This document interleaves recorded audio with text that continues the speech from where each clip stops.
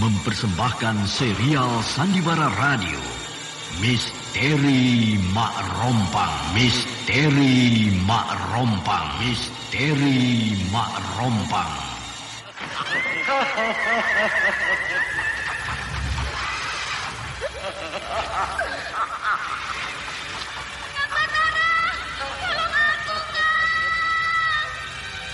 Cepat kemari, Wulan. Mak Rompang. Kisah bangkitnya kembali setiap 200 tahun. Seorang anak manusia yang dapat berganti wajah dan wujud. Terkadang menjadi seorang gadis cantik teramat cantik. Terkadang menjadi seorang nenek tua renta buruk rupa yang selalu menimbulkan prahara dan malapetaka mengerikan bagi umat manusia. Bahaya, kita dalam bahaya. Sina, cepat tinggalkan tempat ini. Cepat. Tunggu, Kamira. Aku mau menutup warung dulu. Jangan pikirkan warungmu, pikirkan nyawamu. Hei, menjauh. Tuk Tunggal bilang menjauh. Takut itu berapa panas. Tuk Tunggal ada di mana, Wira? Tuk Tunggal berada di dalam kabut. Hei, penyihir semua. Penyihir keluar dari desa.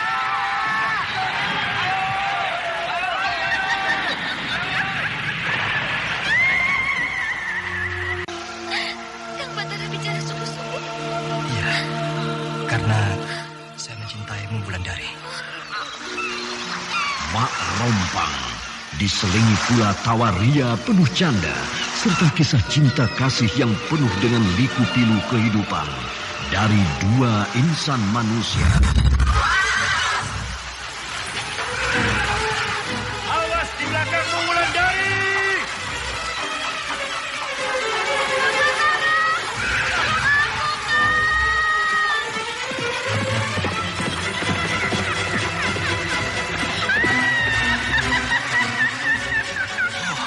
Celaka, Wulandari dibawa lari Mak Rompang. Dia.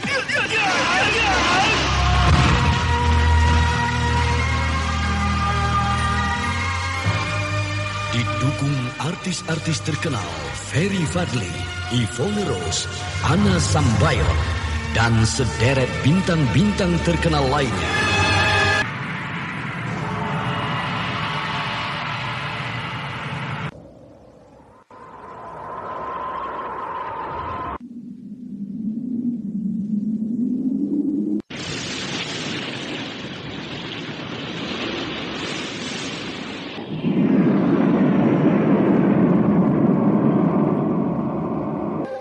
Aku ingin mencari sendiri pembunuh guruku itu. Tapi Kanjeng, kami mohon supaya Kanjeng tetap berada di Dusun Panggalau ini. Ikutilah episode ke-19. Tahta Panggalo. Tahta Panggalo. Tahta Panggalo. Naskah karya Asmadi Syafar. Teknik dan montase Indra Mahendra. Dengan sutradara Denny Denhas. Seri yang ke-13 ini didukung para pelaku. Lili Nur Indah Sari sebagai Gandini, Elias sebagai Ki Wista, Herman sebagai Ki Yudaya, Aris sebagai suami, Siska sebagai istri, Ajeng sebagai Angit, Endang Ayu sebagai Nini Rahi, dan pembawa cerita Denny Denhas. Pada kisah yang lalu diceritakan bahwa Cancau akhirnya tewas di tangan Batara dalam suatu perkelahian yang seru di dermaga Batanghari. Lalu tanpa mempedulikan Gandini, Batara meninggalkan dermaga Batanghari yang diikuti oleh Padatu dan diiringi oleh seluruh pasukannya. Di desa Mentilin, Aki Yudaya sudah kembali dari perjalanannya mencari Batara. Aki Yudaya menceritakan kepada Ki Wista apa yang dia lihat tentang Batara sekarang ini, sehingga Ki Wista menjadi terkesima. Dan sepeninggal Ki Yudaya, di tengah malam itu, Ki Wista bertemu dengan Nini Rahi dan Angit. Padahal Ki Wista tahu bahwa kedua orang itu telah meninggal terkena cambuk Cancau seminggu yang lalu. Nah, betulkan dugaanku Ki Yudaya, bahwa hari ini dan Ayu Laras Gandini kembali dari pelabuhan Batanghari. Aku jadi kasihan kepada Den Ayu, Ki Wista. Kalau dia tahu bahwa Batara menolak permohonannya. Nanti kau harus pandai-pandai bicara supaya Den Ayu Gandini tidak marah. Iya ya. Dan ingat, kau bicara dengan Den Ayu kalau Cancau tidak ada di dekat Den Ayu. Iya Ki Wista.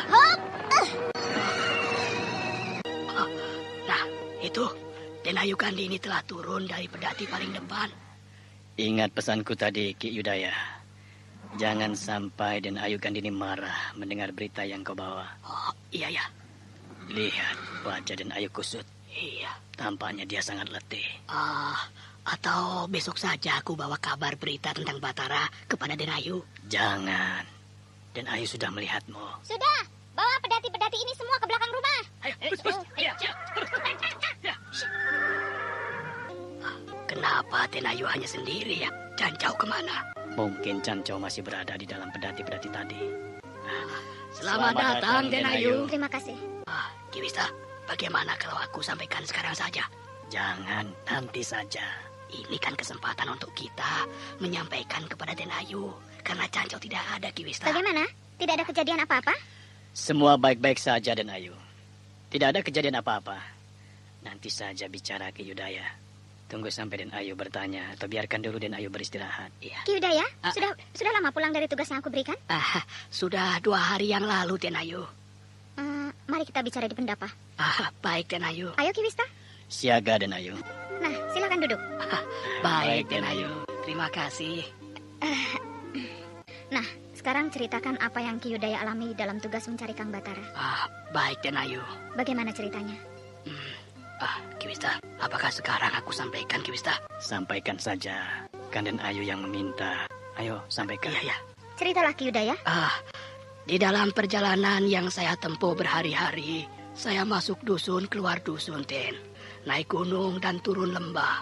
Tapi Batara tidak juga saya temukan, Den Ayu. Akhirnya, saya tersasar ke sebuah negeri yang bernama Panggalo. Saya tahu betul, Den Ayu, bahwa dulu Panggalo itu adalah sebuah dusun kecil yang miskin. Tapi kini sudah menjadi sebuah kerajaan yang indah dan makmur. Bahkan di sana sudah banyak penduduk yang bermukim. Nah, di kerajaan yang indah dan makmur itulah saya bertemu dengan Batara. Apakah Kang Batara di sana menjadi perwira kerajaan itu? Bukan, Den Ayu. Tapi Batara lah yang memerintah negeri Panggalo itu. Jadi, Kang Batara rupanya yang menjadi raja di sana? Betul, Den Ayu Gandini. Bahkan saya menemui Batara di dalam kerajaannya. Oh, pantas. Pantas kalau begitu. Sekarang kemana dia pergi selalu diiringi sepasukan prajurit. Rupanya Kang Batara telah menjadi seorang raja. Maaf, Den Ayu. Apakah Den Ayu bertemu dengan Batara? Iya, di dalam perjalanan. Syukurlah Den Ayu. Sehingga tentu Den Ayu sudah bicara dengan Batara. Aku tidak pernah bicara panjang dengan dia. Apakah Ki Yudaya telah menyampaikan suratku kepada Kang Batara? Sudah, Den Ayu. Lalu apa jawabannya? Ya, karena kesibukan yang dihadapi Batara di dalam kerajaan Panggalo. Maka Batara tidak bisa datang ke Mentilin ini. Berarti dia menolak permintaanku, kan?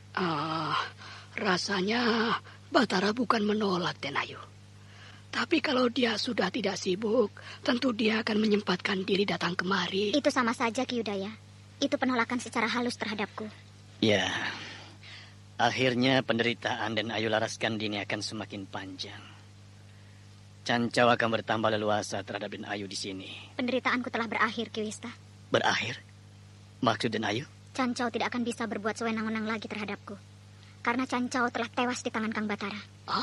Tewas, Den Ayu? Kapan Den Ayu? Di mana? Seminggu yang lalu, di Pelabuhan Batanghari. Syukurlah Den Ayu. Syukur saya panjatkan kepada Gusti Yang Maha Agung. Karena Den Ayu masih berada di dalam lindungannya. Saya juga begitu, Den Ayu. Saya mengucapkan puji syukur kepada Sang Pencipta. Karena akhirnya orang-orang seperti Cancau telah disingkirkan dari muka bumi ini. Aku pun begitu, Ki. Sepanjang jalan dari Pelabuhan Batanghari sampai kemari, aku mengucapkan puji syukur kepada Yang Maha Agung. Karena aku telah terhindar dari bahaya. Bagaimana bisa tiba-tiba Batara membunuh Cancau, Den Ayu? Hal itu terjadi ketika aku dan Cancau bertengkar di tepi Pelabuhan Batanghari. Bahkan dengan ganasnya, Cancau telah menempeleng aku beberapa kali. Dan waktu itu, aku sudah bertekad bahwa aku akan melawan sampai mati atas kesewenang-wenangan terhadap aku. Tapi aku tidak berdaya menghadapi dia. Dalam waktu sekejap, aku dapat dikalahkannya. Dan ketika Cancau akan melepaskan pukulannya lagi padaku, maka tiba-tiba Kang Batara telah melompat dan menantang Cancau berkelahi. Rupanya tanpa aku sadari, Kang Batara sudah memperhatikan pertengkaran aku dengan Cancau sejak tadi. Dan aku tidak sadar kalau aku akan bertemu dengan Kang Batara di pelabuhan Batanghari itu. Apakah tantangan Batara itu diterima oleh Cancau dan Ayu? Tentu saja. Tantangan itu diterima oleh Cancau. Karena 2 hari yang lalu, Cancau telah membunuh 2 orang jagoan pelabuhan yang bernama si Kampret dan si Bogel. Jadi si Kampret dan si Bogel tewas di tangan Cancau dan Ayu? Iya, Ki Wista. Sehingga Cancau merasa ketika itu dialah yang paling hebat dan paling ditakuti di pelabuhan Batanghari. Sehingga tantangan Kang Batara dia anggap remeh. Sehingga terjadilah perkelahian yang seru dan menegangkan di antara mereka. Perkelahian itu berlangsung sangat lama. Akhirnya, Cancau kalah oleh Kang Batara. Sehingga dia melompat ke atas kuda dan melarikan diri. Tapi tiba-tiba, entah dari mana datangnya, ratusan prajurit-prajurit bersenjata telah mengepung arena perkelahian. Sehingga Cancau tidak bisa melarikan diri. Akhirnya, terjadi kembali pertarungan yang lebih seru. Kali ini di antara mereka terjadi perkelahian di atas kuda. Kedua-duanya mempergunakan senjata tombak yang sangat tajam. Dan juga setelah melalui pertarungan yang sangat lama, akhirnya Cancau tewas di tangan Kang Batara. Dan ternyata ratusan prajurit yang mengepung arena perkelahian itu adalah pengawal-pengawal Kang Batara. Apakah dan Ayu tidak sempat bicara sedikit pun pada Batara? Aku sempat juga bicara. Bahkan aku mengajak Kang Batara untuk datang ke Mentilin ini. Tapi Kang Batara menolak. Lalu dia bersama prajurit-prajuritnya seketika itu juga pergi meninggalkan pelabuhan Batanghari. Aku merasa kecewa pada Kang Batara. Seolah-olah Anda sekarang masih mendengarkan Sandiwara Radio di channel Memori 80. Mengucapkan terima kasih. Tapi kita sudah harus sangat bersyukur dan Ayu. Karena tanpa diduga akhirnya Batara dapat menyingkirkan Cancau. Sehingga desa kita ini kembali aman. Ya, Cancau memang sudah sangat keterlaluan. Bahkan ketika baru saja berangkat dari Mentilin ini, dia telah mencambuk 2 orang yang mencoba menghalang-halangi perjalanan pedati-pedati pembawa barang daganganku. Oh iya, Den Ayu. Apakah kedua orang itu terdiri dari seorang perempuan tua dan seorang anak perempuan kecil? Iya, mereka itu tinggal di luar desa Mentilin ini. Apakah mereka bernama Nini Rahi dan Angit? Betul. Ki bisa kenal dengan mereka? Hanya kenal begitu saja. Ketika keduanya dibawa orang ke Mentilin. Karena terluka parah, terkena cambukan Cancau. Bahkan akhirnya tidak lama kemudian keduanya meninggal dunia. Meninggal dunia, Ki? Nini Rahi dan Anggit meninggal dunia? Betul, Den Ayu. Bahkan keduanya dikuburkan di dekat rumah mereka di luar desa Mentilin. Keterlaluan. Cancau pasti sudah mencabuk mereka dengan tenaga dalam yang luar biasa. Sehingga kedua orang itu menderita luka dalam yang sangat hebat. Kang, siapa yang berdiri di halaman rumah tengah malam begini, Kang? Mana? Itu. Coba Kakang intip dari celah-celah dinding ini. Iya ya. Seorang perempuan tua dan seorang anak gadis kecil. Apakah orang itu kemalaman, Kang? Coba kita buka pintu ini. Iya, Kang. Dan tanyakan kepada mereka, dari mana mereka dan hendak kemana tengah malam begini. Siapa itu? Siapa? Aku dan anakku. Apakah kami boleh menumpang menginap? Karena kami kemalaman. Iya, kemarilah. Masuklah.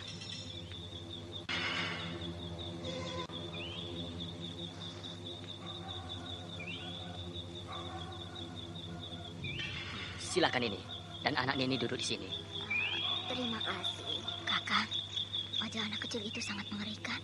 Bahkan di ubun-ubunnya tumbuh rambut yang sangat panjang, Kang. Sehingga bentuknya menjadi tambah mengerikan. Wajah orang itu kan ada yang aneh, ada yang tidak, istriku. Dan kebetulan wajah anak ini memang aneh. Tapi selama hidupku, baru kali ini aku melihat wajah anak kecil yang sangat mengerikan seperti ini, Kang. Nah, Kakang, anak kecil itu memandangku dengan tajam, Kang. Alah, sudah, tidak usah takut. Walaupun wajahnya seperti itu, tapi aku yakin anak itu adalah anak yang baik.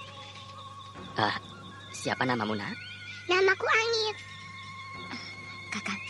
Kakang pernah mendengar nama anak kecil ini? Belum. Pasti perempuan tua ini bernama Nini Rahi, Kang. Dari mana kau tahu? Bukankah kedua orang ini yang tewas 2 minggu yang lalu kena cambuk kawan dan Ayu Gandini itu? Oh, iya. Baru aku ingat. Maaf, Nini. Boleh aku tahu siapa Nini sebenarnya? Aku berasal dari luar desa ini. Namaku Nini Rahi. Kang, betul kan, Kang? Betul. Kita telah kedatangan tamu kamu yang sangat mengerikan seperti ini. Bagaimana caranya supaya kedua dedemit ini pergi dari dalam rumah kita, Kakang? Sulit, istriku. Satu-satunya cara kita harus melapor kepada Den Ayu Gandini. Aduh. Bahwa akibat perbuatan kawannya itu, maka kita mendapatkan gangguan seperti ini. Apa yang kalian bicarakan? Maaf, Nini. Kami hanya membicarakan di mana nanti Nini dan anak Nini tidur di rumah kami. Karena rumah kami ini sempit, sehingga sulit rasanya untuk Nini berdua bisa menginap di sini. Tidak usah bingung. Aku dan anakku bisa tidur di mana saja. Di sini pun boleh, asal tidak kena hujan dan angin. Kalau aku ingin tidur di dekat dia, Nini. Di dekat perempuan itu? Ya, Nini. Pergilah, asal kamu jangan nakal. Aduh, Kakang. Bagaimana ini, Kakang? Maaf, Nini. Istriku tidak begitu suka pada anak kecil. Sehingga anak ini tidak usah tidur di dekat istriku, Nini. Iya. Sudah, Amit. Perempuan itu tidak suka padamu. Kau tunggu sebentar di sini ya. Akan aku panggilkan Den Ayu Gandini kemari. Aku tidak berani, Kakang. Aku ikut. Aku tidak berani tinggal sendiri bersama mereka, Iya. Kang. Ayo kita bersama-sama. Lewat mana? Lewat pintu belakang. Iya. Ayo cepat, Kang. Kalian mau kemana? Kami mau tidur, Nini. Nini dan anak Nini silakan tidur di sini saja. Awas kalau kalian membohongi kami. Cepat, Kang, cepat. Iya.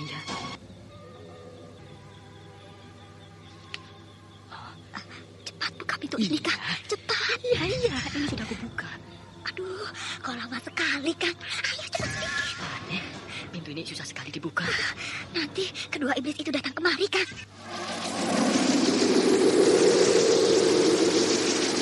Kini Nini Rahi dan Angit mulai mengganggu orang lain atas kekecewaan mereka terhadap Gandini. Bahkan keduanya tampak akan melancarkan teror di desa Mentilin. Aduh, Kang, cepat, Kang. Cepat buka pintu ini, Kang. Ya, sabar dulu. Pintunya tidak mau dibuka. Sabar. Aduh, bagaimana kalau mereka tahu nanti, Kang, bahwa kita ini akan lari? Ayo cepat, Kang, cepat. Ayo bantu aku bantu. Jangan mengoceh saja. Ayo bantu. Iya. Ayo lari keluar. Iya. Kenapa kau tiba-tiba berhenti? Ayo lari terus. Sebelum mereka tahu kalau kita sudah berada di luar rumah. Kang. Ada apa? Itu apa, Kang? Nini Rai sudah berdiri di halaman rumah kita ini. Nini Rai menghambat jalan kita, Kang. Mau kemana kalian? Kami mau ke rumah family, Nini. Ternyata kalian telah membohongi kami. Bukan Nini Rai ini tiba-tiba berubah menakutkan. Anak kecil itu muncul dari balik pohon, Kang. Rupanya mereka tahu rencana kita, istriku. Oh, Kakang, lihat, Kang. Rambut anak kecil itu tumbuh cepat, Kang.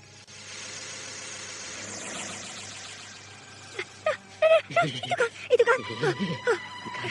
Rambut anak kecil itu tumbuh semakin lebat dan panjang. Kini rambut itu menutupi seluruh tubuhnya.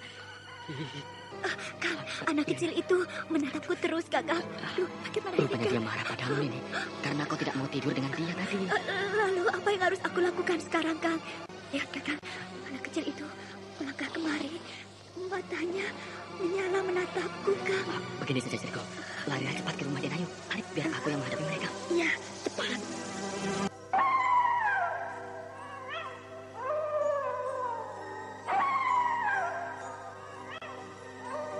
Perempuan muda itu berlari menjauh, tapi tidak lama dia berhenti. Tampaknya dia tidak tega meninggalkan suaminya sendiri menghadapi dua makhluk aneh yang mengerikan itu. Perempuan muda itu berdiri bersembunyi di balik sebuah pohon kelapa. Dia memperhatikan gerak-gerik kedua makhluk yang sedang mendekati suaminya. Sementara udara malam terasa semakin dingin menusuk tulang. Sedangkan bulan sabit menampakkan sinarnya yang pucat menyirami seluruh desa Mentilin malam itu. Ketika anak kecil berambut panjang itu sudah semakin dekat, maka suami perempuan itu memukul dengan sepotong kayu yang dipungutnya dari halaman rumah. Pergumulan pun terjadi. Namun tiba-tiba suami perempuan itu sudah terbelit-belit oleh rambut anak kecil yang panjang itu.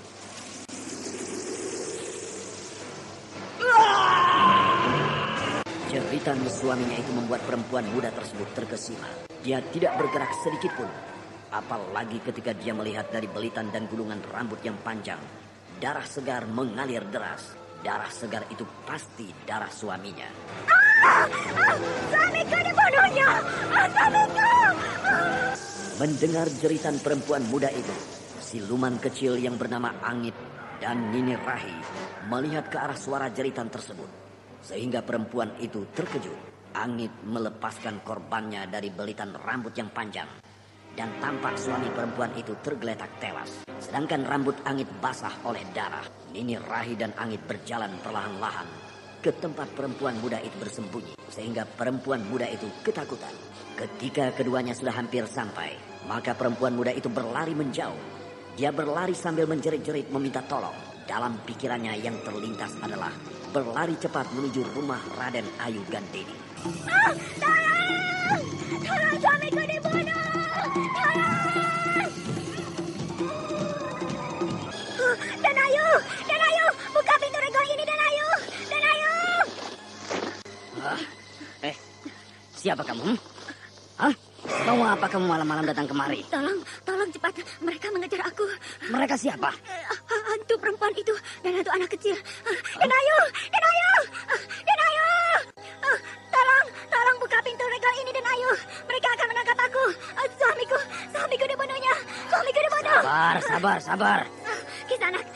Kisanak kan pengawal di dalam rumah ini. Iya. Cepat buka pintu regol ini sebelum mereka datang menangkapku. Sabar, Nyai. Nah, itu Nyai dengar. Langkah kaki Den Ayu Gandini menuju kemari. Iya. Karena Nyai ribut-ribut sehingga Den Ayu Gandini terbangun dari tidurnya. Iya, aku memang perlu bantuan. Aku memang perlu bertemu dengan Den Ayu. Aku ingin minta perlindungannya. Aku takut dibunuh seperti suamiku. Siapa di luar regol itu, pengawal? Maaf Den Ayu. Ada seorang perempuan ingin bertemu dengan Den Ayu. Tampaknya dia ketakutan sekali. Den Ayu Gandini, tolong Den, lindungi saya. Mereka akan membunuh saya, Den Ayu. Bukakan pintu regol itu, pengawal, dan suruh dia masuk. Siaga Den Ayu.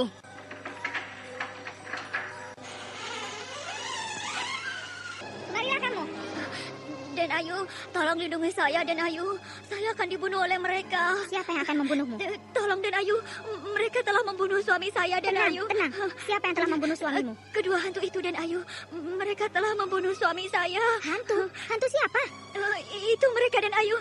Mereka sudah semakin dekat kemari, Den. Bicaralah yang tenang, supaya aku mengerti apa maksudmu. Hantu itu bernama Nini Rahi, sedangkan yang kecil bernama Angit. Mereka? Betul, Den Ayu. Bahkan iblis kecil itu telah membelit suami saya dengan rambutnya yang panjang. Sehingga suami saya tewas seketika, Den. Tolong lindungi saya, Den Ayu. Mereka itu sedang mengejar saya. Dan mereka pasti akan membunuh saya, Den Ayu. Aku pasti melindungimu. Kau jangan kemana-mana. Kau di sini saja ya. Iya, terima kasih, Den Ayu. Pengawal, Siaga Den Ayu. bangunkan Ki Wista dan suruh kemari. Siaga Den Ayu. Kamu tenang saja di sini ya. Iya, terima kasih, Den Ayu. Den Ayu memanggil saya. Iya, Ki Wista. Ada berita apa, Den Ayu? Desa kita mulai diganggu. Baru saja suami perempuan ini dibunuh oleh mereka. Oh, begitu? Kini di mana mayat suamimu, Nak? Masih tergeletak di halaman, Ki. Kalau begitu, kau diam saja di sini. Biar para pengawal yang mengurus mayat suamimu. Sebaiknya Ki Wista dan aku mendatangi kuburan mereka. Mungkin mereka mati penasaran. Ki Wista tahu kan di mana kuburan mereka? Tahu, Den. Pengawal, Siaga Den Ayu. kamu bersama beberapa orang kawan-kawanmu pergi mengurus mayat suami perempuan ini. Siaga Den Ayu. Kamu jangan pergi kemana-mana, mengerti? Baik, Den Ayu. Saya akan tetap tinggal di sini sampai Den Ayu kembali. Mari Ki Wista, kita berangkat. Dan jangan lupa bawa obor. Siaga, Den Ayu. Malam ini terasa lama. Den Ayu Gandini dan Ki Wista belum juga kembali. Duduk di pendapa ini sendirian terasa agak mengerikan. Tapi tidak mungkin kedua dedemit itu akan muncul di rumah Den Ayu Gandini ini. Karena Den Ayu Gandini adalah seorang yang sakti. Sehingga mereka tidak akan berani kemari. Siapa lagi yang berdiri di halaman pendapa ini? Yang rupanya berdiri itu pengawal yang sedang beronda. Lebih baik aku duduk di dekat pengawal itu. Aku takut di sini sendirian. Pengawal ini rupanya sedang kedinginan. Sehingga dia duduk meringkuk di halaman pendapa ini. Kisanak, boleh aku duduk di sini? Boleh. Anda sekarang masih mendengarkan Sandiwara Radio di channel Memori 80. Aneh. Pengawal ini suaranya seperti suara perempuan yang sangat tua. Tidak usah takut. Aku akan menemanimu di sini. Apakah Kisanak seorang pengawal? Bukan. Aku sama seperti kamu. Aku datang kemari minta perlindungan kepada Den Ayu Gandini. Karena aku akan dibunuh oleh seorang perempuan yang bernama Nini Rahi. Apakah kamu tidak percaya? Iya, saya percaya. Sejak tadi, aku belum pernah melihat wajah perempuan tua ini. Mukanya selalu tertutup kain kerudung hitam yang melilit kepalanya. Perempuan tua ini berbau anyir darah. Siapa nama Nini? Aku bernama Mak Rompang. Dia melihat ke arahku. Wajahnya sangat keriput. Wajahnya mengerikan sekali. Tua ya. Aku dengar-dengar tadi suamimu telah dibunuh oleh iblis laknat itu ya. Iya, betul. Siapa di antara mereka yang membunuh suamimu? Yang membunuh suamiku adalah anak kecil yang berambut panjang itu. Oh, dia. Perempuan tua ini membuka kerudung kepalanya. Apa maksudnya?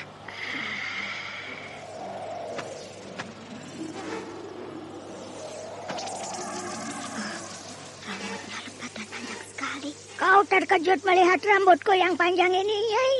Iya, rambut Mak Rompang ini persis seperti rambut yang dimiliki oleh anak kecil yang bernama Anggit. Karena aku adalah jelmaan anak kecil itu. Mak Rompang jangan menakut-nakuti aku. Nah, perhatikanlah baik-baik.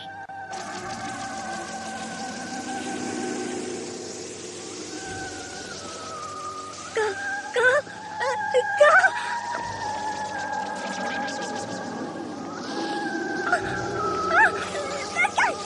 Lepaskan aku. Lepaskan.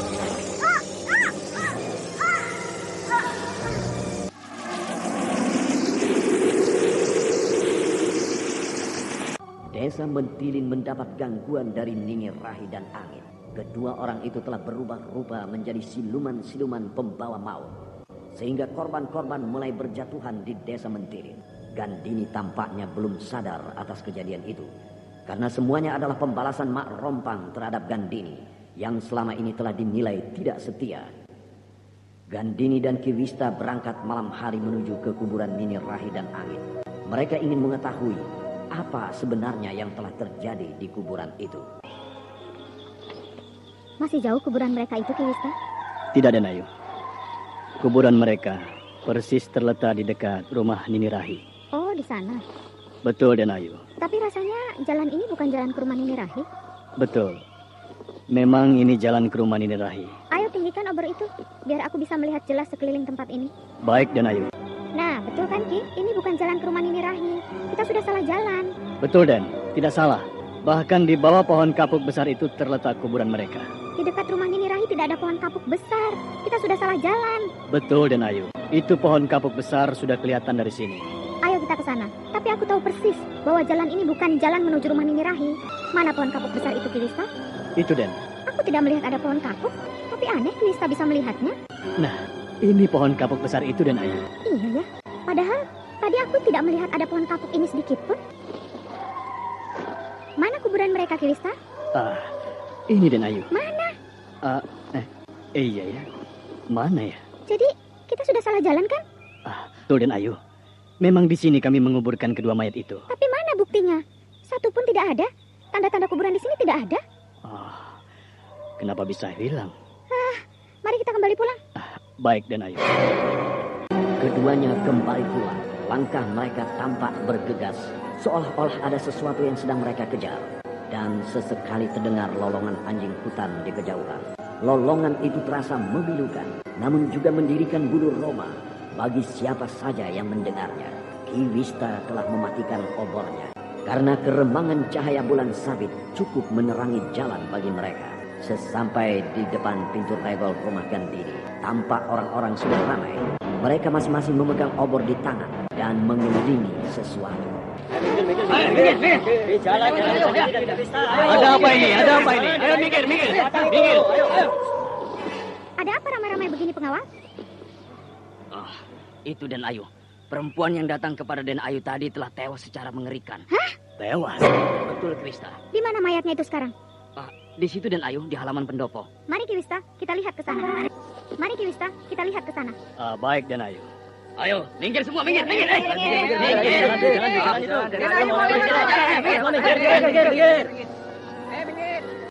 Nah, ini Den Ayu, mayat perempuan itu. Mengerikan. Perempuan ini ini mati dijerat oleh rambut-rambut yang panjang. Dan aku tahu ini adalah perbuatan Mak Rompang.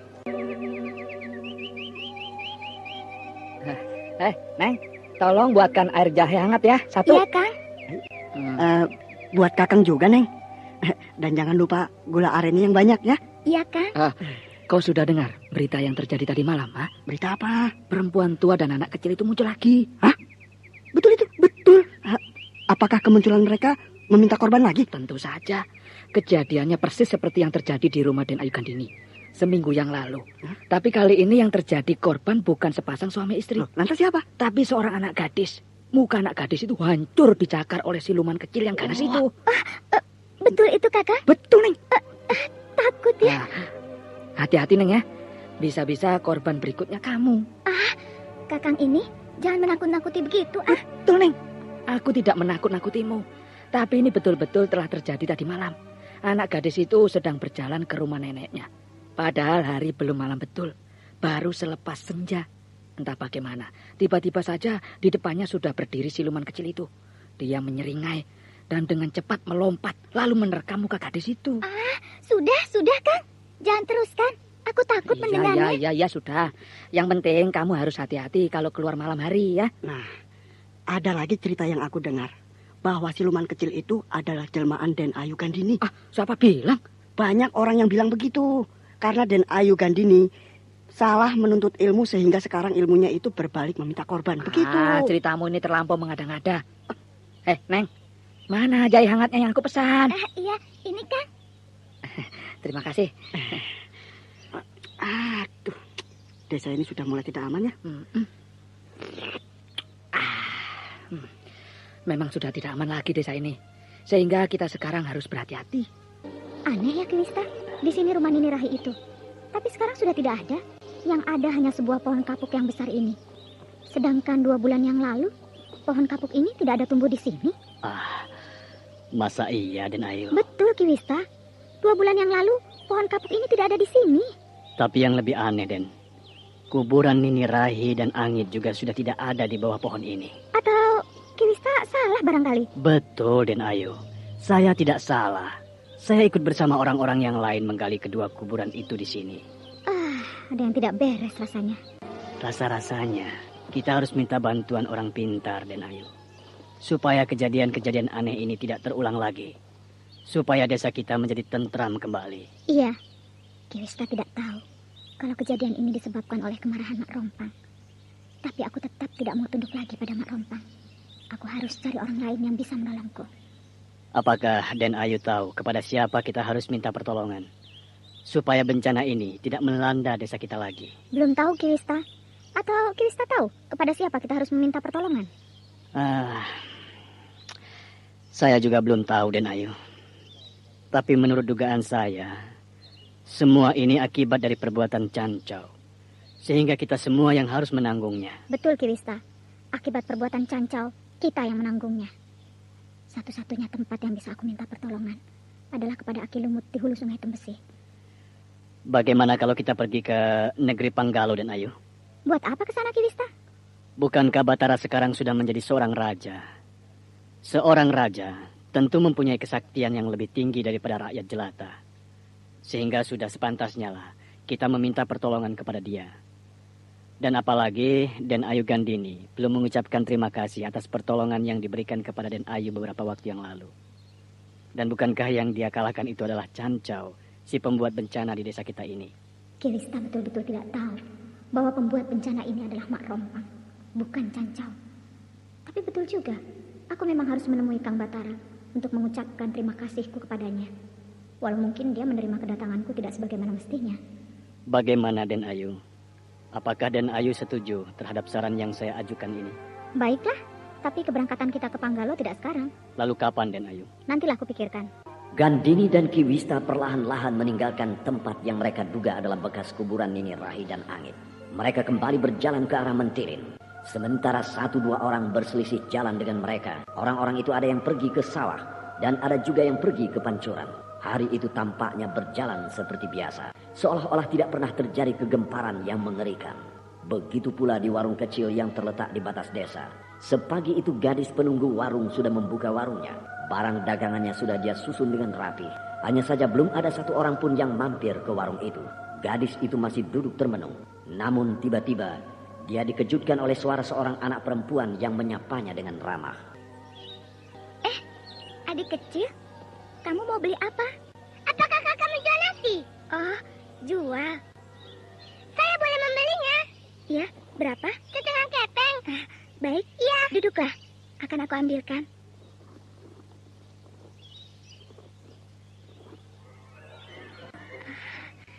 Dia makan dengan lahap, padahal dia makan. Anda tidak sekarang pakai apa-apa. masih mendengarkan Jualnya Sandiwara seperti Radio saja. di channel Memori Kalau 80. melihat gadis kecil ini, aku ingat adikku.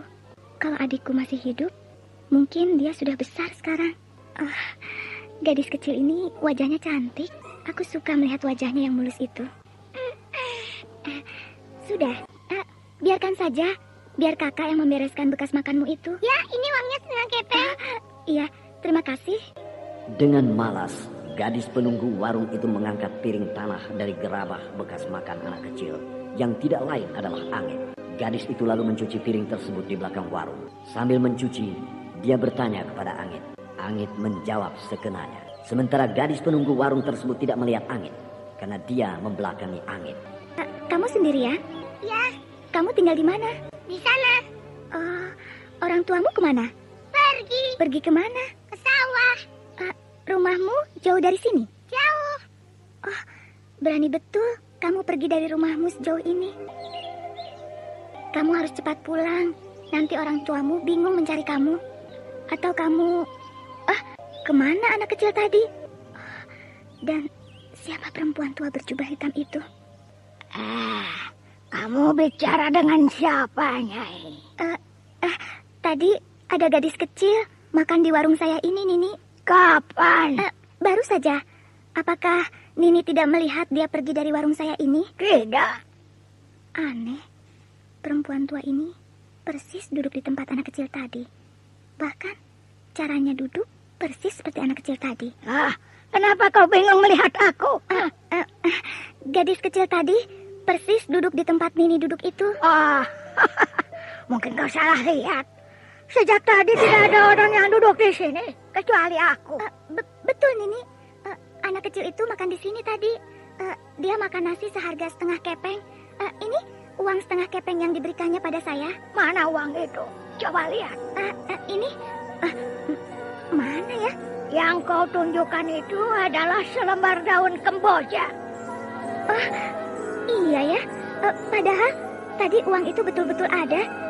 Tapi kenapa bisa berubah menjadi daun kemboja ini?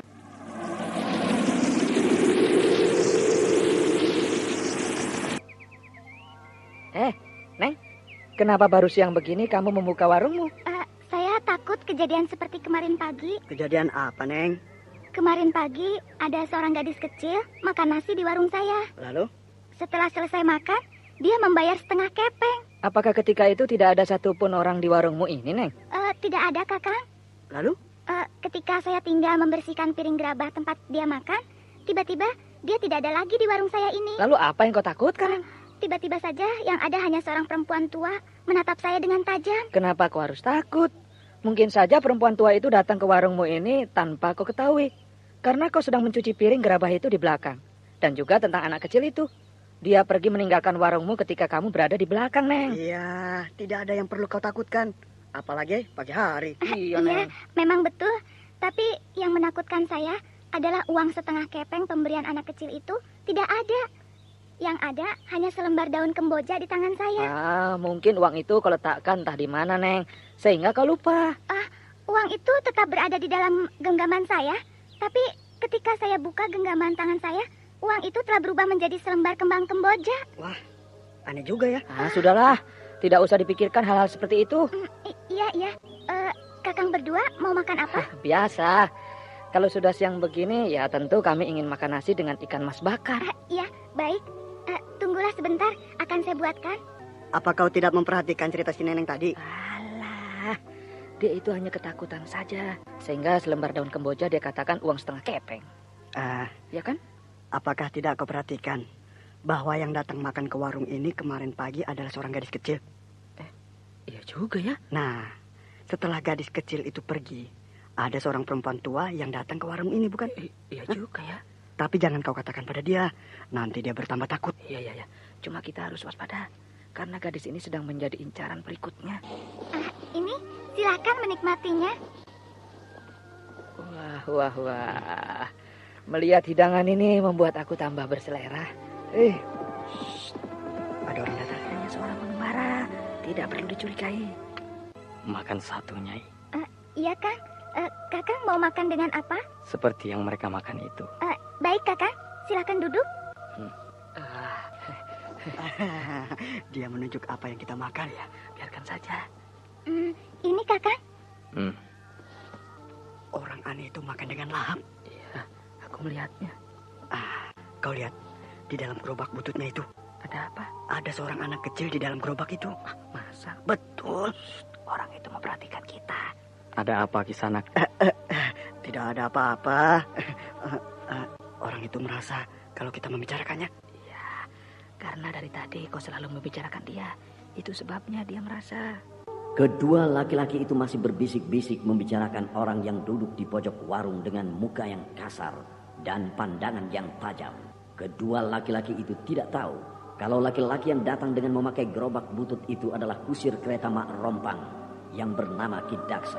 Sampai kedua laki-laki itu pergi meninggalkan warung, Ki Daksa masih duduk di pojok warung itu dengan tenang. Bahkan setelah orang-orang datang silih berganti, Ki Daksa masih tetap saja duduk diam di sana. Sesekali Ki Daksa bicara dengan gadis pelayan warung tersebut. Ketika hari telah sore, Ki Daksa menunggu gadis pelayan warung itu berkemas-kemas. Dan setelah warung tersebut ditutup, maka gadis itu ikut dengan Ki Daksa naik gerobak butut. Hari berganti dengan malam. Gadis pelayan warung itu sudah entah kemana perginya bersama Ki Daksa. Kisanak, kemana kita ini? Pulang ke rumahmu.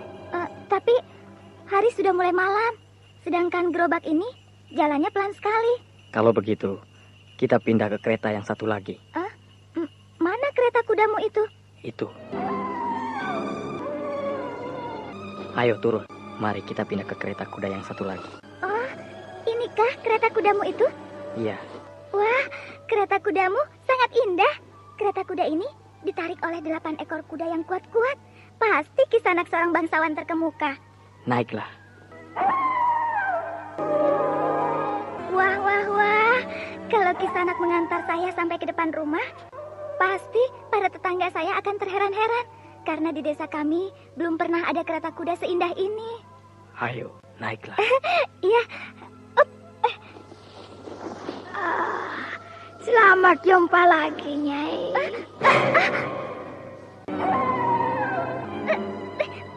Bukankah Nini yang makan di warung saya kemarin pagi? Iya. Kau kelihatannya takut padaku. Apakah... Kau tidak usah takut, Nyai. Kereta kuda ini aku yang punya. Tapi siapa yang duduk di samping kusir kereta kuda ini? Dialah gadis kecil yang makan di warungmu kemarin pagi. Tidak, saya mau turun. Kalian adalah bangsa siluman. Ini adalah kereta siluman. Kamu tidak boleh turun. Kamu harus ikut dengan kami. Tidak, kami tidak boleh turun.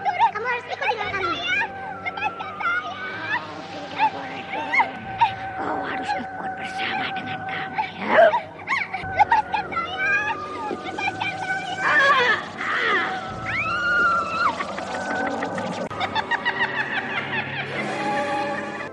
Itu warungnya, Den Ayu. Ya. Warung di batas desa itu, Ki Wista? Betul, Den Ayu. Ya.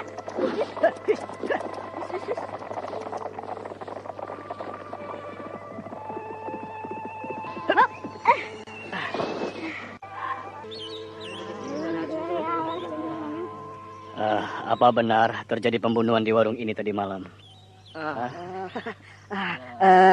Betul, Ki Wista. Tapi tidak tahu siapa yang membunuhnya. Mana mayat gadis itu? Itu Dan Ayu tergeletak di atas meja warungnya. Kasihan gadis itu. Apakah ada yang tahu siapa teman akrab gadis ini? Tidak ada yang tahu, Ki Wista. Iya, yang saya tahu gadis ini tidak punya teman akrab, Ki Wista. Dia berteman dengan siapa saja. Ya, tolong urus mayat ini baik-baik. Kita kemana, Den Ayu? Kita cari pembunuhnya, Ki.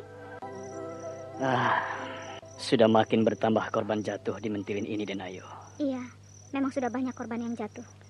Sedangkan kita tetap belum tahu siapa yang melakukan pembunuhan-pembunuhan itu. Apa yang harus kita lakukan, Den Ayu? Aku tidak tahu harus berbuat apa, Ki Wista. Apakah tidak sebaiknya kita berangkat saja sekarang menemui Batara? Apakah Ki Wista yakin Kang Batara bisa menyelesaikan bencana ini? Yakin, Den Ayu. Sebaiknya aku memang harus pergi meninggalkan desa ini untuk sementara. Otakku sudah tidak mampu memikirkan kejadian-kejadian selama ini. Apakah Den Ayu bersedia? Baiklah Ki Wista, kita berangkat sekarang juga ke Panggalo. Apa yang terjadi Kisanak? Siapa yang mati itu? Yang mati itu adalah seorang gadis pelayan warung di batas desa ini. Kenapa orang-orang ini tampaknya ketakutan? Karena mereka takut kejadian ini terjadi pada diri mereka. Kejadian? Kejadian apa? Ya, sudah 2 minggu desa Mentilin ini mengalami hal-hal yang mengerikan. Sudah beberapa orang mati dengan sangat mengerikan di desa ini. Mati dibunuh orang? Betul, Nyai. Sudah tahu siapa pembunuhnya? Tidak tahu, Nyai. Tapi kata orang, korban-korban yang tewas di desa ini dibunuh oleh Den Ayu Gandini. Den Ayu Gandini? Betul, Nyai. Kenapa begitu? Ya, kata orang Den Ayu Gandini salah menuntut ilmu, sehingga kini dia harus menebus kesalahannya dengan mengorbankan beberapa nyawa orang desa ini. Keterlaluan, akan aku datangi dia. Jangan, Nyai, jangan. Den Ayu Gandini ilmunya tinggi. Nanti Nyai dapat celaka. Aku tidak takut. Hah? Tidak takut? Nyai siapa? Wulandari. Wulandari? Rasanya aku pernah mendengar nama itu.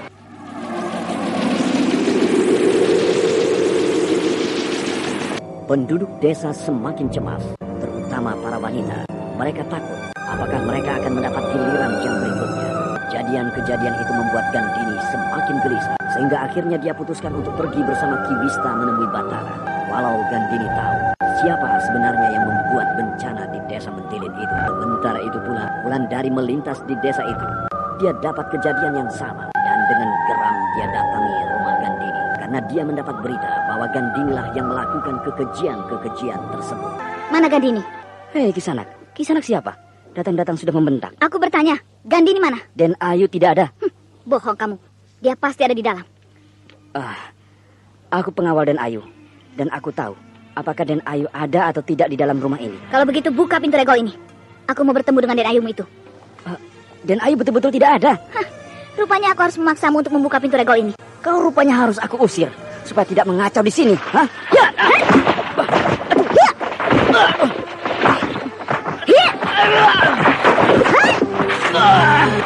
Jangan.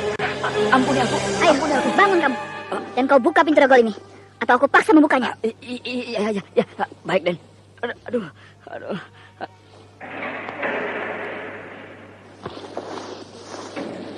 Aduh. Silakan masuk, Den. Bagus. Gandini, keluar kau. Gandini, keluar. Atau aku paksa kau keluar dari dalam rumahmu ini. Gandini, keluar. Atau aku paksa kau keluar dari dalam rumahmu ini. Iya. Gandini. Iya. Iya. Kamar ini juga kosong. Mundur kalau kalian tidak mau mati di tanganku. Wulandari menatap puluhan prajurit yang berdiri di hadapannya dengan senjata siap di tangan mereka. Namun para pengawal itu tampaknya tidak berani menyerang Wulandari. Mereka sudah melihat akibat kehebatan pukulan Wulandari terhadap kawannya yang menjaga pintu regol. Akan tetapi mereka tetap waspada. Sementara pintu-pintu rumah Gandini sudah pecah berantakan dihajar oleh tendangan kaki Wulandari. Perlahan-lahan Wulandari mendekati mereka. Sementara para pengawal itu semakin waspada. Namun di wajah mereka sudah terbayang rasa takut yang bukan main. Kamu. Saya, Den. Kamu pasti komandan pengawal di sini. Betul, Den. Mana majikanmu, ha? Den Ayu betul-betul tidak ada di rumah, Den. Kemana dia? Den Ayu Gandini sudah 2 hari yang lalu pergi, Den. Kemana? Tidak tahu, Den. Ki Wista mana? Juga tidak ada, Den. Ki Wista pergi bersama dengan Den Ayu Gandini. Pengecut. Kalian harus tahu bahwa majikan kalian itu pengecut. Pelaku pembunuhan di desa ini adalah Gandini. Kini dia melarikan diri karena takut aku datangi. Mengerti kalian? Mengerti, Den. Tapi Den Ayu Gandini tidak melarikan diri. Den Ayu pasti kembali. Betul dia tidak melarikan diri? Betul, Den. Kamu yakin? Yakin, Den. Ternyata dia cukup berani. Kalau begitu aku mau menunggu majikan kalian itu di sini. Baik, Den. Pergi kalian. Iya, Den. Iya. Ayo. Kalian bubar semua.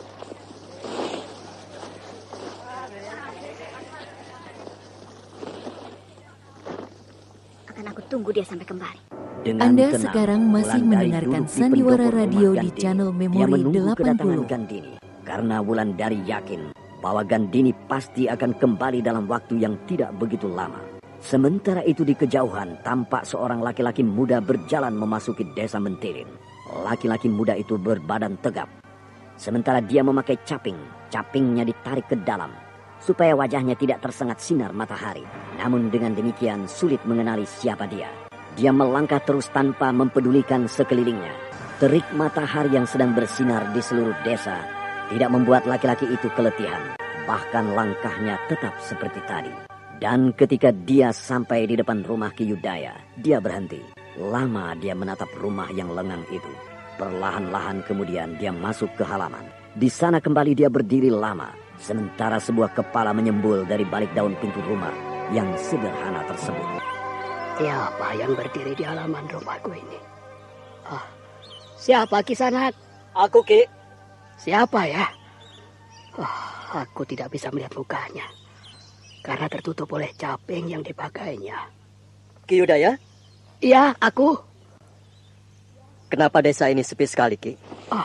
Maaf. Aku masih tidak kenal. Siapa sebenarnya Kisanak ini? Nah, apakah Ki Yudaya masih tidak kenal dengan aku setelah aku membuka caping ini? Kanjeng Gusti Batara. Iya, aku. Silakan masuk, Kanjeng Gusti. Jangan sebut aku dengan panggilan itu. Karena di sini bukan kerajaan Penggalo. Maaf Kanjeng Gusti. Saya tidak berani merubah panggilan itu. Karena Kanjeng Gusti adalah seorang raja. Maaf saya tidak berani Kanjeng. Ki Yudaya, tidak usah menyembah seperti ini. Ini bukan istana Penggalo. Maaf Kanjeng Gusti. Saya betul-betul menghormati Kanjeng Gusti Batara. Terimalah sembah saya ini. Iya. Bangunlah, bangun. Baik Kanjeng Gusti. Maaf Kanjeng Gusti. Tempat saya tidak layak untuk tempat Kanjeng Gusti duduk. Aku biasa duduk di mana saja. Nah, di sini pun jadi. Jangan di sana Kanjeng. Ini Kanjeng. Ini ada tikar. Sudah, jangan terlampau bingung dengan kehadiranku ini, Ki. Tapi Kanjeng. Simpan saja tikarmu itu. Biar Kanjeng, biar. Tikar ini memang untuk tamu yang terhormat bagi saya. Nah, Kanjeng Gusti, silakan duduk di sini. Baiklah, baik. Saya merasa mendapat kehormatan besar dengan kedatangan Kanjeng Gusti ke rumah saya ini. Aku kebetulan lewat di desa ini, sehingga aku mampir kemari. Terima kasih banyak Kanjeng. Sekali lagi, terima kasih banyak saya aturkan. Kalau boleh saya tahu, kemana tujuan perjalanan Kanjeng Gusti ini? Aku ingin ke Kota Raja. Ke Kota Raja rupanya tujuan Kanjeng Gusti. Kenapa desa ini terasa aneh bagiku, Ki? Tidak seperti dulu. Desa ini terasa sepi, seolah-olah tidak berpenghuni. Desa Mentilin sedang dilanda bahaya, Kanjeng. Sehingga banyak penduduk desa tidak berani keluar rumah. Bahaya apa, Ki? Hampir setiap hari terjadi pembunuhan di desa ini, Kanjeng. Sehingga semua penduduk menjadi cemas. Siapa yang melakukan pembunuhan itu? Entahlah, Kanjeng. Sampai sekarang tidak satupun penduduk Mentilin ini yang tahu. Aneh. Tapi tentu ada sebabnya, Ki, sehingga bencana ini terjadi. Ya, memang ada sebabnya, Kanjeng. Ketika Kanjeng berhasil membunuh Cancau di Pelabuhan Batanghari, maka bencana ini mulai merebak ke seluruh desa, Kanjeng. Berita tentang tewasnya Cancau sudah sampai kemari rupanya. Sudah, Kanjeng. Sehingga seluruh penduduk desa merasa lega. Kenapa begitu? Karena Cancau sangat bengis. Tidak ada satupun orang yang bisa menghadapi dia. Sehingga dia berbuat seenaknya di sini. Jadi karena dia terbunuh, lalu desa ini dilanda bencana? Betul, Kanjeng. Kalau begitu, pasti ada kawan-kawan yang membalas dendam atas kematian Cancau. Bukan kawan-kawan Cancau yang membalas dendam, Kanjeng. Lalu, siapa? Menurut cerita yang saya dengar, ada 2 orang perempuan yang melakukan hal ini. Yang satu sudah tua, sedangkan yang seorang lagi masih muda. Bahkan masih anak-anak. Tampaknya kedua orang itu mati penasaran, Kanjeng. Kedua orang itu telah mati? Betul, Kanjeng. Kedua orang perempuan itu mati dicambuk oleh Cancau. Sehingga sekarang mereka gentayangan mencari korban. Mereka tidak peduli lagi siapa yang dia bunuh. Begitu kejadiannya? Betul, Kanjeng Gusti. Siapa penunggang kuda itu, Ki? Nampaknya dia berseragam seorang perwira kerajaan Dharmasraya. Orang itu komandan pengawal Denayu Gandini, Kanjeng Gusti. Dia kemari.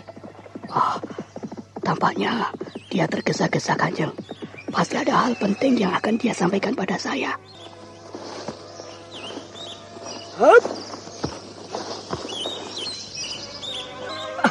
Ki Udaya. Ya. Apakah Denayu ada di sini? Tidak ada. Mungkin di rumah Ki Wista. Tidak ada? Ya. Bahkan Denayu pergi bersama Ki Wista sejak kemarin pagi. Ada kabar apa, Kisanak? Ada orang mengamuk, Ki. Siapa yang mengamuk? Entahlah. Di mana dia sekarang? Di rumah Denayu Gandini. Habis semua dihajarnya. Pintu-pintu rumah pecah berantakan ditendangnya. Celaka. Dia mencari Denayu. Orang itu? Dia mencari Denayu. Itu. Tampaknya dia sangat dendam pada Denayu Gandini. Itulah sebabnya aku mencari Denayu Gandini kemari. Nah, beginilah setiap hari yang terjadi, Kanjeng Gusti. Sehingga penduduk bertambah takut. Siapakah Kisanak? Kamu jangan sembarangan. Haturkan sembah. Kanjeng Gusti ini adalah Raja Panggalo. Raja Panggalo? Kanjeng Gusti ini yang telah membunuh Cancau di Pelabuhan Batanghari. Maaf Kanjeng Gusti. Saya tidak tahu. Kalau Kanjeng Gusti berkedudukan begitu tinggi, saya haturkan sembah untuk Kanjeng Gusti. Kalau boleh saya minta pendapat pada Kanjeng Gusti, apa yang harus kami lakukan? Karena Denayu Gandini sedang tidak berada di tempat. Kembalilah kamu ke sana. Nanti aku menyusul. Terima kasih Kanjeng Gusti atas kesediaan Kanjeng Gusti datang ke rumah Denayu Gandini. Di balik pintu regol ini rumah Gandini, Ki Udaya? Betul. Sudah banyak perubahan. Pintu regolnya sangat besar dan kokoh. Ya. Hai, buka. Kanjeng Gusti, silakan masuk. Ya. Di mana orang yang mengamuk itu? Sana Kanjeng Pendopo. Ayo ke sana. Itu pendoponya bukan? Betul Kanjeng Gusti. Mana dia? Itu Kanjeng Gusti. Dia sedang duduk di balik tiang pendopo itu.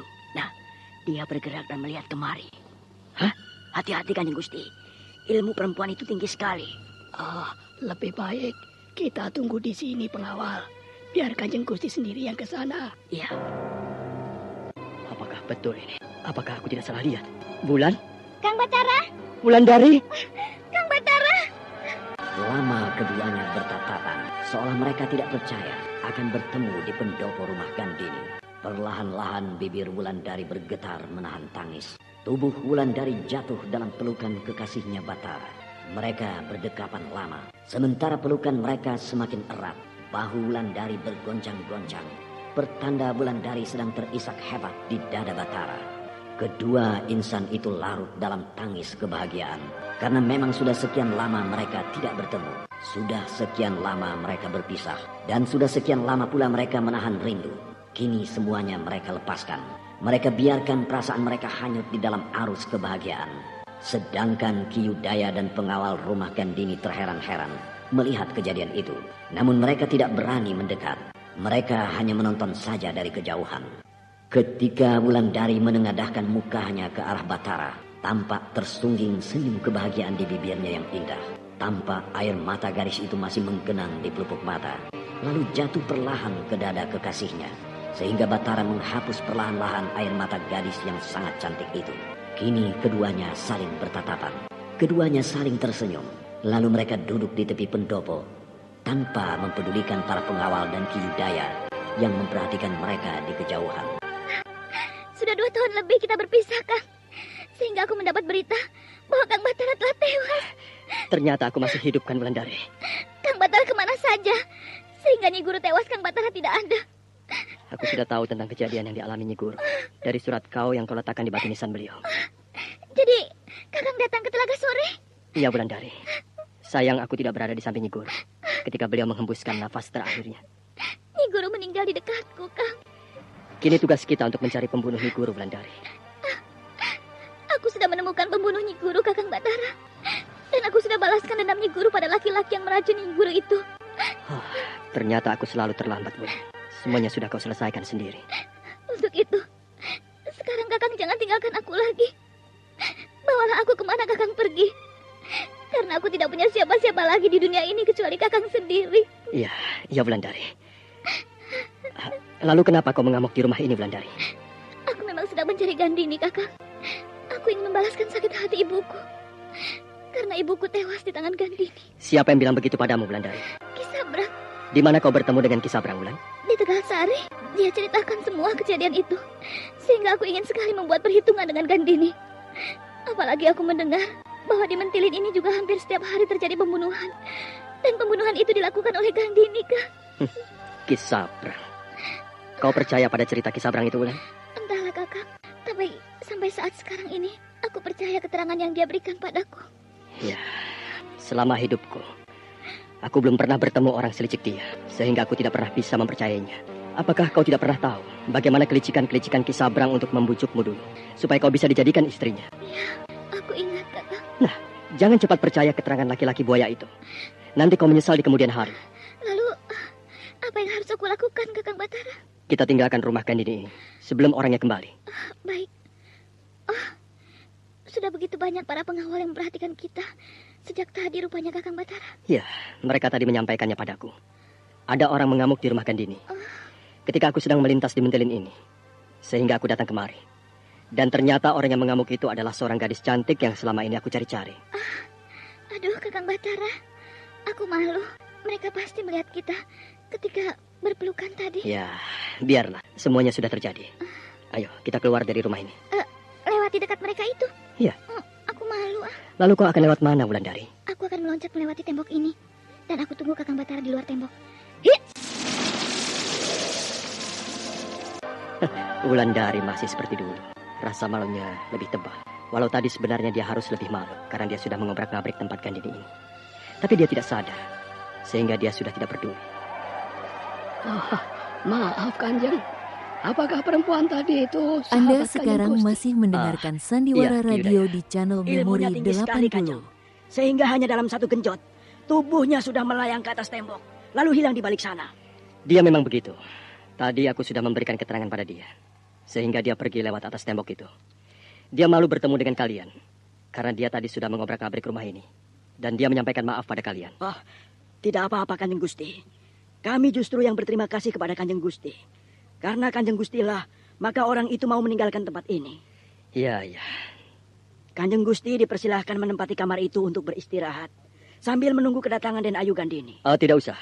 Aku harus berangkat sekarang. Sampaikan saja salamku untuk Den Ayu Gandini. Kanjeng Gusti. Sebenarnya kami ingin sekali Kanjeng Gusti menginap di sini. Supaya kami merasa tentram dari gangguan-gangguan yang pasti akan terjadi. Tapi kami tidak kuasa menahan Kanjeng Gusti. Karena tentu Kanjeng Gusti punya tugas yang lebih berat lagi. Semoga gangguan itu tidak akan ada lagi, Ki Widaya. Ya, semoga saja begitu, Kanjeng Gusti. Nah, aku pergi. Selamat jalan, Kanjeng Gusti. Selamat jalan, Kanjeng Gusti. Wulandari. Cepat sekali Kang Batara kemari. Aku takut kau tinggalkan aku lagi. Kang Batara, bagaimana kalau kita pulang ke Telaga Sore? Jangan dulu. Kita mau kemana? Aku ingin menunggu sampai malam di Mentilin ini. Aku ingin tahu apa sebenarnya yang terjadi di sini. Kalau begitu, aku juga ingin menemani Kang Batara sampai malam di sini. Baik, mari kita cari tempat istirahat yang lebih baik. Iya. Aku sebenarnya tidak mau meronda seperti ini. Aku mengantuk. Ya, tapi apa boleh buatlah. Demi keamanan desa kita, aku akan lakukan tugas ini sampai pagi. Ya, kita juga harus ikut menjaga keamanan desa. Kalau hanya mengharap pada pengawal-pengawal Den Ayu, ya tidak akan mungkin. Mereka hanya berjaga-jaga sekitar rumah Den Ayu Gandini saja. Kalau malam ini kamu bertemu dengan perempuan pembunuh singa itu bagaimana? Perempuan tua itu yang kau maksud? Kalau hanya seorang perempuan tua, kenapa harus takut? Kita gulung saja. Tapi kata orang, perempuan tua itu sangat sakti. Alah, itu kan kata orang. Padahal semasa hidupnya Nini Rahi itu hanya seorang petani miskin yang hidup pas-pasan setiap harinya. Kamu kenal rupanya dengan Nini Rahi itu? Kalau betul Nini Rahi, ya aku kenal. Karena aku dulu sering menyuruh mereka suami istri mengerjakan sawahku. Lalu aku beri upah. Nah, Dari mana dia mempunyai kesaktian? Semasa hidupnya saja sudah begitu lemah. Apalagi setelah dia mati. Begitu. Iya, kenapa? Kalau begitu ya tidak percuma aku meronda bersamamu malam ini. Aku punya kawan yang tangguh gitu. Nih, kalau sampai setan iblis yang bernama Nini Rahid datang mengganggu kita, maka keris pusakaku ini yang akan bicara. Wah, apa betul ini keris pusaka? Wah. Kau tidak percaya rupanya ya? Hah? Nah, lihat nih.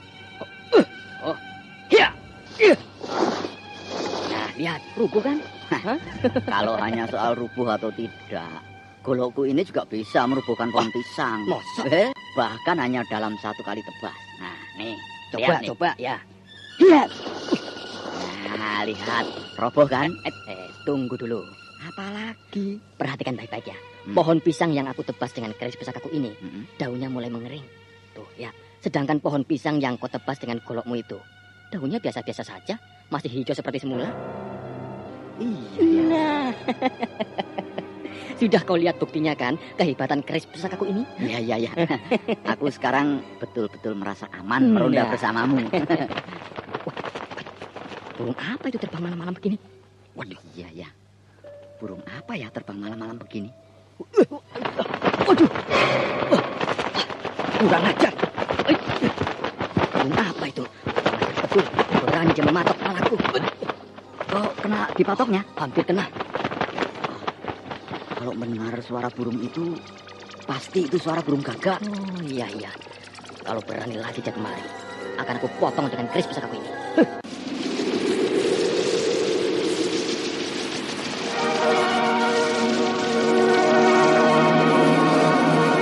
Demikianlah tadi serial Sandiwara Radio Misteri Mak Rompang episode ke-19 Tahta Panggalo, dipersembahkan oleh Denhas Adia Suara bekerja sama dengan PT Sinar Effendi Murni, produsen tablet obat kuat Aladina, obat terlambat bulan Menpas Kapsul, tablet obat kuat dan pegal linu Duta Rema, dan jamu godok Cap Gorilla.